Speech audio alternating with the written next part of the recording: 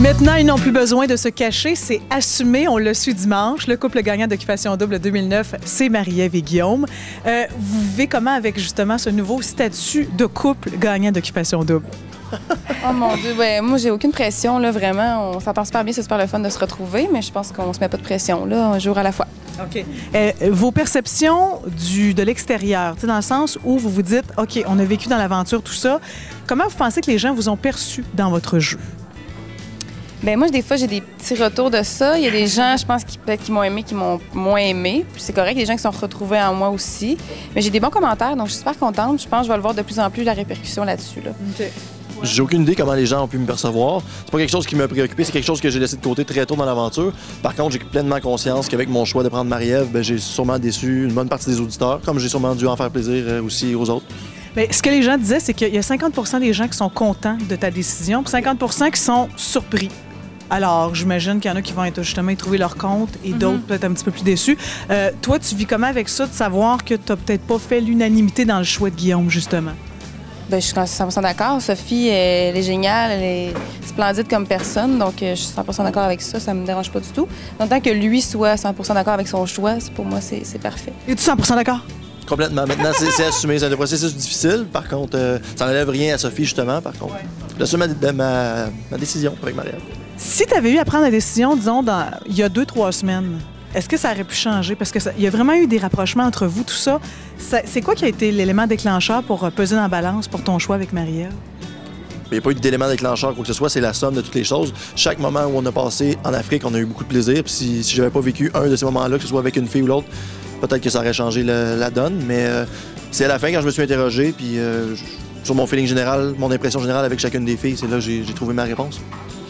Puis parlez-moi donc du début de l'aventure. Première impression quand vous vous êtes vus. Tu sais, on a toujours une première impression quand on voit quelqu'un. Ça a été quoi quand tu as vu Guillaume puis toi, Marie-Ève? Mais moi, en plus, c'est à la montagne que je l'ai vu. Oui, c'est vrai. J'ai trouvé très beau, très sérieux. Tu sais, il était super sérieux, super posé quand il me parlait. Des grands yeux, des beaux grands yeux. Donc, très charmeur, je trouvais.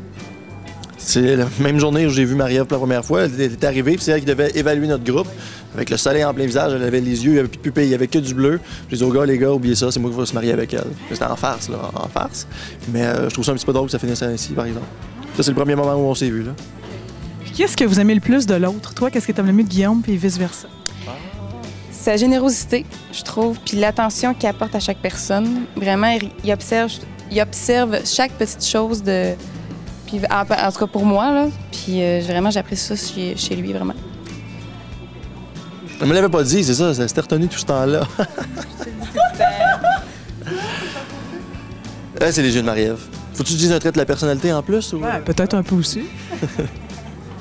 J'ai beaucoup aimé l'ensemble de l'œuvre de Marie-Ève, c'est-à-dire qu'elle n'avait pas conscience du jeu. Elle s'est montrée vulnérable au moment où elle l'était, puis ça donne beaucoup de saveur dans la vraie vie. J'ai pris Marie-Ève pour ses qualités, ses défauts, puis son intensité, tout ce qu'elle dégage au complet. Tu parles justement des défauts. Qu'est-ce qui vous fait peur un peu de l'autre? Des fois, son humour, qui est très sarcastique. Mais on est pas pire, là. On se renvoie la balle souvent, mais des fois, je me demande si ça peut être jusque où. Ça, on va s'adapter, mais je l'adore. Donc, Okay. Toi, tu parlais de ses défauts? Bien, j'ai estimé qu'en la choisissant, Marie-Ève a été en perte de contrôle tout le temps, puis pratiquement, on ne pouvait pas la rassurer lorsqu'elle était confrontée à l'échec amoureux, si vous voulez, mais j'estime qu'il n'y en aura pas dans la vraie vie, donc j'ai pas l'impression que ça va survenir. Si c'était le cas, par exemple, que c'était une personne complètement insécure, en tout point de vue, là, ça, je redouterais ça au maximum. L'heure de vérité va être tournée bientôt. On va le voir dimanche prochain. On va apprendre des choses surprenantes, soit de l'un ou l'autre ou des autres candidats de l'aventure. Moi, je trouve que pour les filles, non. Là. Puis Guillaume sait tout comment je me sens envers lui. C'est même tout ce que j'ai dit à Kevin ou quoi que ce soit, comment je me sentais avec lui. Donc, pour moi, non, il n'y a pas grand-chose qui va sortir. Là. Bien, pour ma part, j'ai pas l'intention de rien révéler, comme quoi que ce soit. Je vois ça plus comme des retrouvailles qu'une heure de vérité, parce que j'ai l'impression que tout a été dit, tout a sorti durant l'émission. Sinon, on verra bien si les autres candidats apportent quoi que ce soit. Mais je le vois pas comme ça pour l'instant. Toi, Marie-Ève, par rapport au fait que tu restes à Québec présentement, d'habiter à Saint-Lambert, peut-être en juillet, quelque chose comme ça, tu vois ça comment? Ça te fait peur? T'es contente? T'avais déjà un emploi là-bas, des amis? Je suis super contente. Ça fait un nouveau défi. Puis ça m'en prenait en ce moment dans ma vie. Donc, je suis super contente. Puis on a le temps de se faire l'idée aussi. La seule chose, c'est mes amis, par exemple, de perdre mes amis. Mais tu sais, à un moment donné, on s'appelle, tout ça. Il y a des moyens de communication. Ouais. Mhm. Est-ce que tu connais bien ta Marie-Ève, puis est-ce que tu connais bien ton Guillaume? On n'a pas eu l'impression que vous avez eu la chance de vous connaître tant que ça, à part à la fin. Donc, je vais vous poser quelques questions, puis vous allez répondre par rapport à ce que vous connaissez de l'autre. OK. Première question. Quel est le nom de famille de Marie-Ève et vice-versa? C'est Marie-Ève Gauthier. Guillaume-Henri. Combien de frères et sœurs vous avez? Un frère, une sœur. Marie-Ève a une sœur. C'est correct? Oui, c'est bon. Oui, c'est Ah, oui, c'est bon. Ah, c'est bon. Le mets préféré? C'est quoi donc? Je sais pas. Je sais pas, puis je pense qu'elle non plus. Les deux, on se disait souvent qu'on aimait faire la cuisine, on aimait tout, puis pourvu que ce que tu manges soit bon et bien fait, mais... Les deux, on aime cuisiner puis on aime la bouffe, oui. OK. Marie-Ève, elle m'a dit au début de l'aventure, je suis épicurienne. Ça m'a pris du temps avant de comprendre ce que ça voulait dire, mais je pense que c'est bien expliqué, là, elle mange de tout. Donc, il n'y a pas vraiment de plat fétiche. Ben non, c'est ça. Fait que finalement, on Vous s'entend n'en bien. aviez pas de toute façon. C'est ça. OK. J'ai fait une Ben, lasagne, il m'a- je pense qu'elle l'a pas aimé. Ça, c'est ce que j'ai compris. À la montagne, il m'a dit qu'il cuisinait les pâtes, donc j'adore les pâtes. Donc c'est merveilleux. OK.